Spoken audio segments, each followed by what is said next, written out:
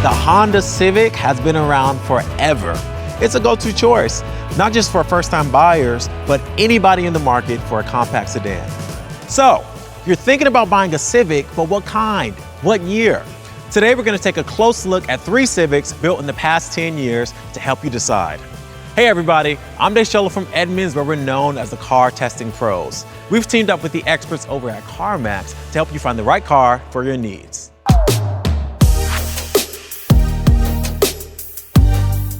The Honda Civic has been on US roads since the 70s. It's evolved from bare bones transportation into a fully featured and surprisingly refined car.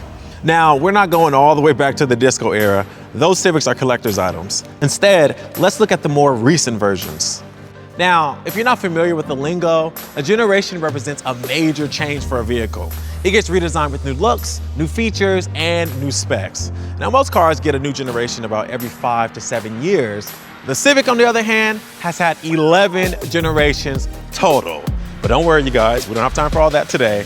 We're just gonna cover the 3 most recent ones. First off is this 2015 EX sedan. It's part of the 9th generation that ran from 2012 to 2015.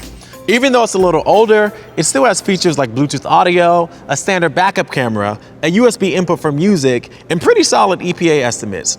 This generation was available as a sedan and a coupe. Representing the 10th generation, which lasted from 2016 to 2021, is this 2021 Civic EX. The styling is a lot different, and there were major changes under the skin too. There's a turbocharged engine with more power than that 2015, even better EPA estimates, and features you just couldn't get in the last generation, like Apple CarPlay. The 10th generation Civic was available as a coupe, sedan, and a hatchback. The 11th generation started in 2022, making this 2022 EX sedan the most current car in our group.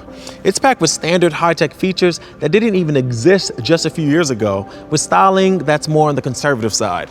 It features a refined driving experience and upscale interior.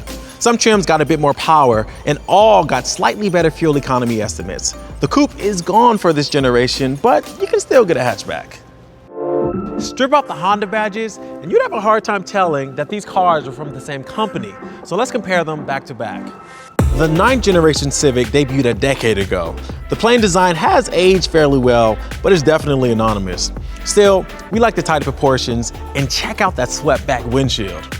Now, the 10th generation Civic made an impact far beyond its look at me styling when it first came out. But that styling still stands out even after seeing it on the road for a few years.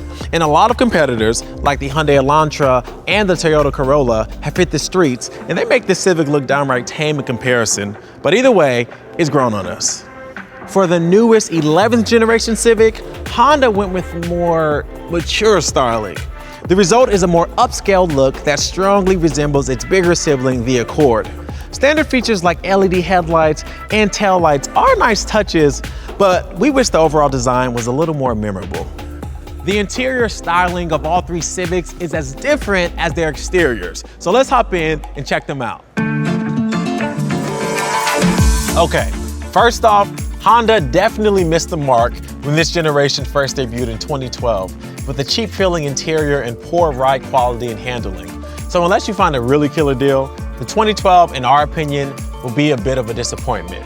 Now, the 2013 Civic did fix some of the issues, but we at Edmunds really recommend looking for a 2014 model year and above for this generation. Now, that is when Honda added a touchscreen audio system with USB input and a refreshed styling we find in this 2015 EX. Now, even though it is smaller on the outside than the newer cars, it still has plenty of headroom and leg room, and the rear seat space is almost as big as the later Civics.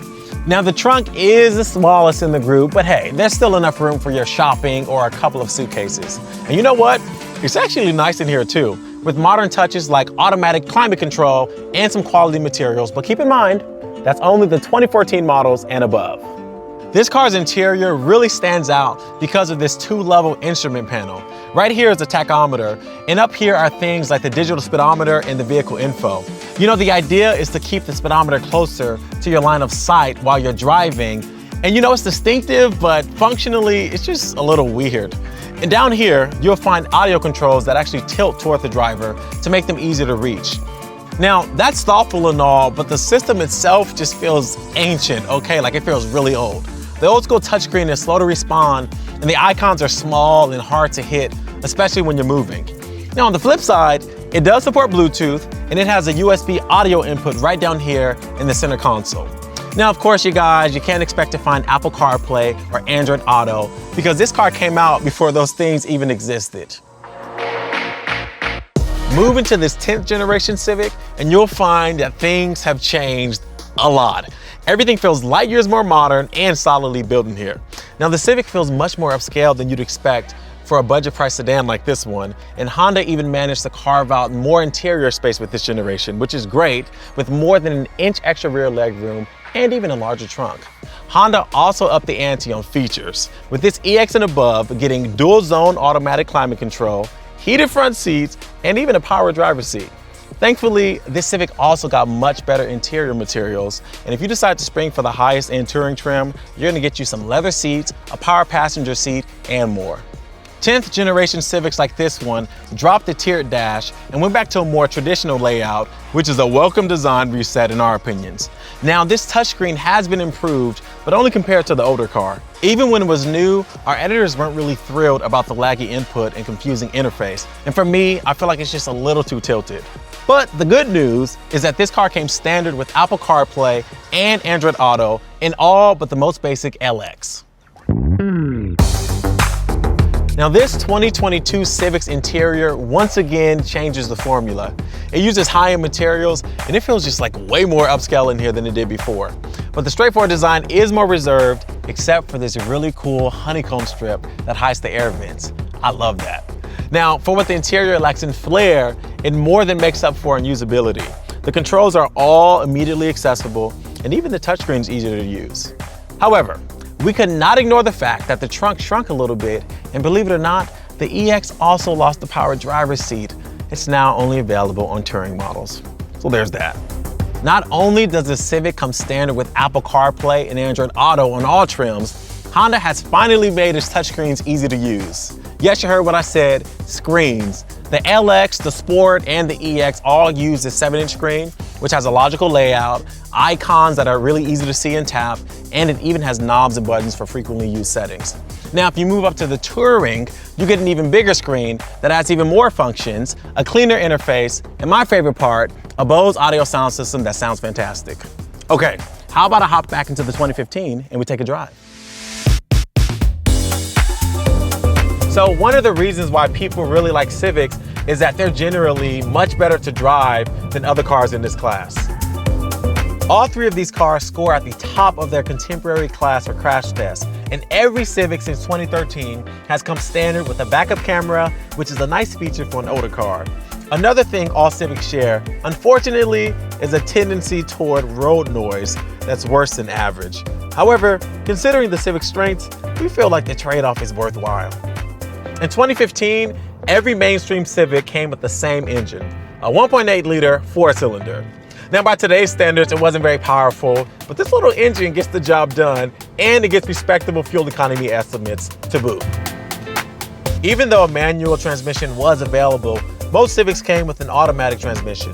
In 2014, Honda replaced the 5-speed automatic transmission that the car originally debuted with for a continuously variable automatic transmission, or CVT, which we like. Plus, it got better fuel economy estimates than the 5-speed. The ride and handling hold up well. Around town, the ride is comfortable, the steering feels precise, and it's really fun to drive. Now, if you take your corners more briskly, you'll find that the Civic has your back. It should be noted that this old dog in the group does not come with any driver assist systems, so if you want that, you gotta find you a newer gen.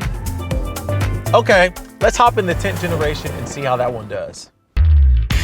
When the 10th generation debuted in 2016, the Civic came with two engines. Lower end models got a 2.0 four-cylinder, and upper level trims got a new turbocharged 1.5-liter engine that has more power and better fuel economy. More power and better fuel economy? We're sold, and we think that this is the engine to get. Plus, it makes the Civic one of the quickest amongst the competition. But beyond power, this generation of Civic elevated our expectations of how an inexpensive compact sedan could drive. The steering is razor sharp and the suspension manages to be more comfortable around town and handle better as well. This is one compact sedan that is not afraid to take on a twisting road, but still rewards you with a comfortable ride. As for driver assist features, the Honda Sensing suite of electronic driver aids has been available as an option since 2016 and standard on all Civics since 2019. Honda Sensing features lane keeping assist, forward collision warning, automatic emergency braking, and my personal favorite, adaptive cruise control. Higher trim levels even get blind spot monitoring. For the 11th generation Civic, Honda refined just about every component, and it definitely shows. And to no surprise, this is the quietest of the group. The driving experience is even sportier, with smooth and precise steering and handling that rivals cars costing way more. We'll admit, the ride is a little bumpier in this Civic, but only a little. But hey, considering the improvements, we think it's a fair trade-off. The standard 2.0-liter engine gets better fuel economy estimates than before, and it's also a little nicer to drive thanks to further improvements in the transmission. But we still prefer the turbo, which gets a touch more power in this generation. However, since these cars are so new to the market, it might be kind of tough finding a turbocharged engine on a budget. So keep that in mind. Okay, we covered a lot of ground, so let's recap. Obviously, the older Civic comes up short on modern technology compared to its newer siblings, but if you compare this 9th generation to some new subcompact cars, the equation changes. This Civic is nicer to drive, it's larger and more comfortable, and it offers more room inside. Plus, since this is an older car, you'll find these at an attractive price. But be sure to look for the 2014 and above for those upgrades that we love. As for the 10th generation cars, it again is compelling even against the brand new vehicles. We love the driving experience and its comfortable, spacious interior.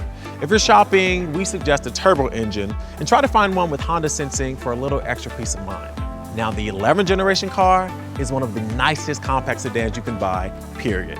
It's loaded with features that we want, it feels way more upscale than its competitors, and it punches above its weight in terms of driving dynamics. But you gotta keep in mind that this car is still in the first model year, so just know that bargains are gonna be hard to find. What are your thoughts on buying a quality used Civic instead of a comparably priced low-end new car? Tell us in the comment section down below. And before you go, don't forget to like and subscribe to CarMax's YouTube channel. And of course, click the link down below if you wanna learn anything else about any of these cars. Thank you guys, and see you next time.